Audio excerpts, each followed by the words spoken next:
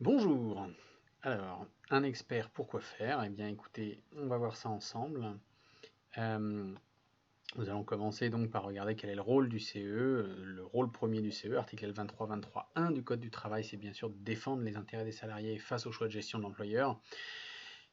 Mais c'est aussi, plus généralement, de montrer aux salariés qui vous ont élus que vous défendez au mieux leurs intérêts, hein. On dit toujours que les bons dirigeants sont bien entourés, mais c'est aussi vrai pour les comités d'entreprise, hein. Pour bien faire le boulot, il faut avoir autour de vous une équipe qui maîtrise des compétences que vous n'avez pas forcément. Euh, il est là bien question également de prendre la mesure du fait que le CE, ce n'est pas que pour les activités sociales et culturelles. Regardez bien, article L23-23-1, le rôle premier du CE, il est bien économique. Voilà. Et plus généralement, oui, retenez que il faut savoir expliquer clairement aux salariés que vous représentez la situation de l'entreprise, hein. Comme disait Einstein, si vous ne pouvez pas expliquer quelque chose simplement, c'est que vous ne l'avez pas bien compris. Alors, dans ce cadre-là, comment l'expert CE peut-il vous aider?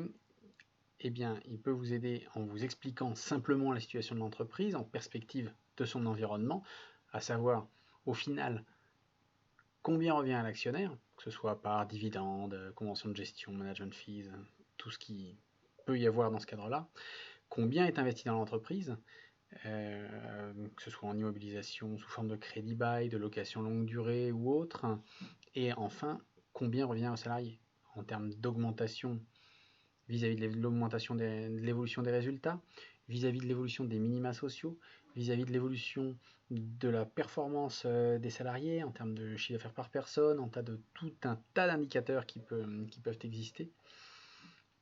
Voilà, donc ce partage des richesses, c'est au final le nerf de la guerre qui va vous permettre de voir si les intérêts des salariés sont bien pris en compte dans les choix de gestion de l'employeur. Alors, ça doit également, bien entendu, cet expert CE doit vous permettre aussi de répondre à vos interrogations sur l'actualité de votre entreprise. Alors pourquoi votre direction n'aime pas ça, hein? Quand vous dites à votre direction que vous allez faire une mission d'examen des comptes annuels, ils sautent rarement de joie. Alors ils vont se cacher derrière le fait que c'est un coût pour l'entreprise, ce qui est vrai, hein, c'est pas gratuit. Mais au vu de la taille de l'entreprise, si vous voulez, c'est pas ça du tout qui va la mettre en danger, hein. D'ailleurs, on corrobore ça souvent avec le montant des honoraires des commissaires aux comptes qui eux ont un barème légal et on voit bien que c'est pas du tout plus cher que ça, hein. Voilà. Euh, Elle considère que c'est un manque de confiance. Vous savez, pour toutes les structures qui vont avoir une structure paternaliste, de dire, voilà, si c'est la première fois, une première expertise, c'est toujours un petit peu douloureux. Pour eux, leur orgueil en prend un coup, c'est vrai. Il y a aussi certaines directions qui, généralement, des entreprises familiales qui vont considérer que c'est une ingérence financière parce qu'ils ont créé parfois cette entreprise, ils l'ont amenée là où elle en est et le fait de se voir imposer par le comité d'entreprise un expert comptable qu'ils n'ont pas choisi, ils le vivent très très mal. Voilà. Mais surtout la première fois, après ça passe. Et effectivement, pour certains, ils vont considérer que ça va leur faire plus de travail pour la même rémunération et qu'en plus, ça leur est imposé par leurs salariés. Donc, ils ne sautent pas de joie.